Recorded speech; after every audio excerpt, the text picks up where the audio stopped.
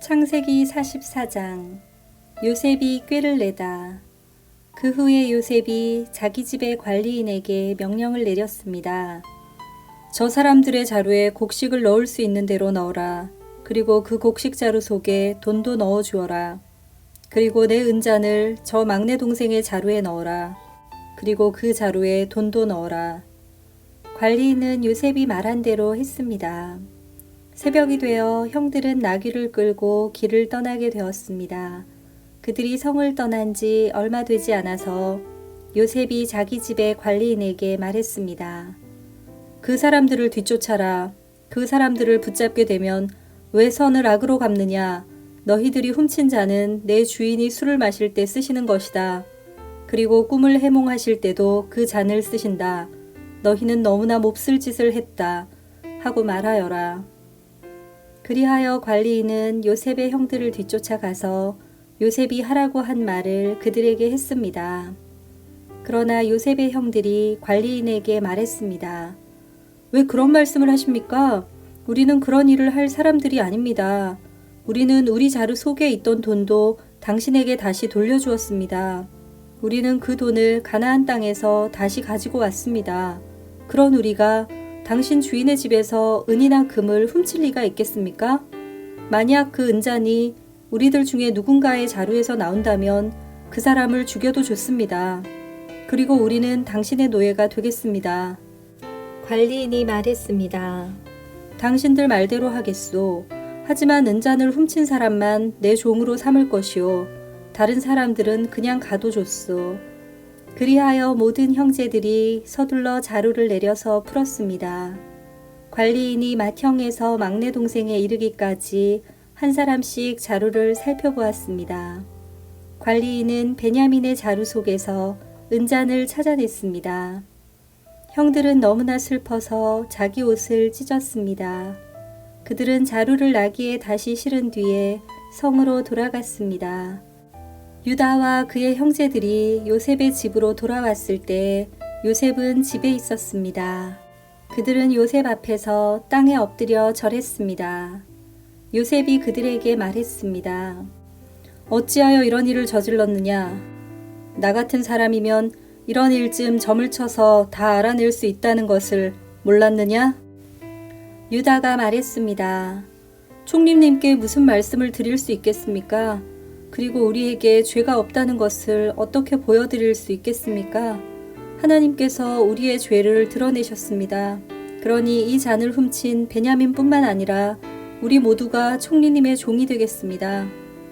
그러나 요셉이 말했습니다. 그런 일은 내게 있을 수 없다.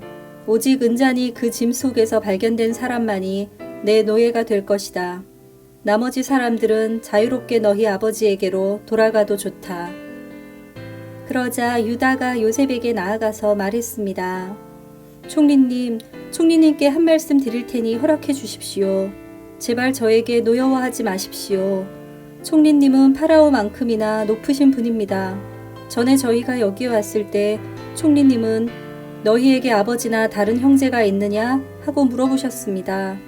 그때 저희에게는 늙으신 아버지가 계십니다. 그리고 동생도 있습니다. 저희 동생은 아버지가 늙으셨을 때 낳은 아들인데 저희 막내 동생의 형은 죽었습니다. 그래서 그 막내 동생은 그 어머니의 마지막 남은 아들이 되었습니다.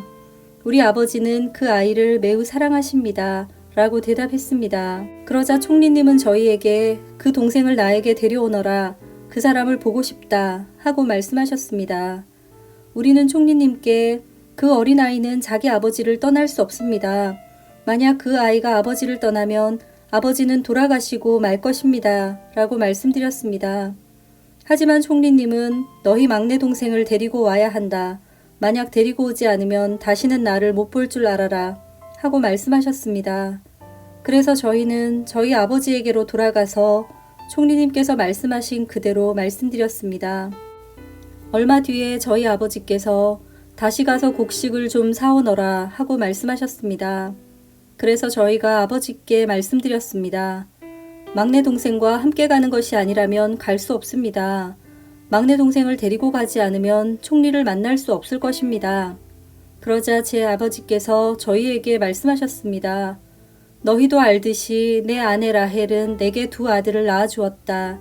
그런데 한 아들은 나를 떠났다. 나는 그 아이가 틀림없이 들짐승에게 찢겨 죽었다고 생각한다. 그 아이가 나를 떠난 뒤로 나는 그 아이를 한 번도 보지 못했다. 그런데 너희가 이제는 이 아이마저도 내게서 빼앗아 가려고 하는구나. 이 아이에게 어떤 좋지 않은 일이 일어날지 모른다.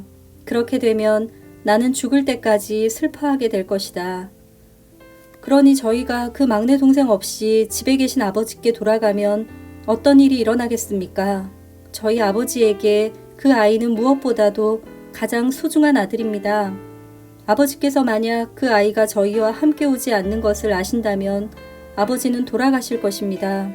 그렇게 되면 저희는 아버지를 돌아가시게 한 죄인이 되고 맙니다. 저는 아버지께 그 아이를 무사히 돌려보내 드리겠다고 약속했습니다. 저는 아버지에게 만약 제가 그 아이를 아버지에게 돌려보내지 못하면 두고두고 그 죗값을 받겠습니다 하고 말했습니다. 그러니 제발 저를 남겨두어 종으로 삼으시고 그 아이는 형들과 함께 집으로 돌아가게 해주십시오. 그 아이를 데리고 가지 않는 한 저는 아버지께로 돌아갈 수 없습니다. 저는 아버지가 슬퍼하시는 모습을 차마 볼 수 없습니다. 아멘.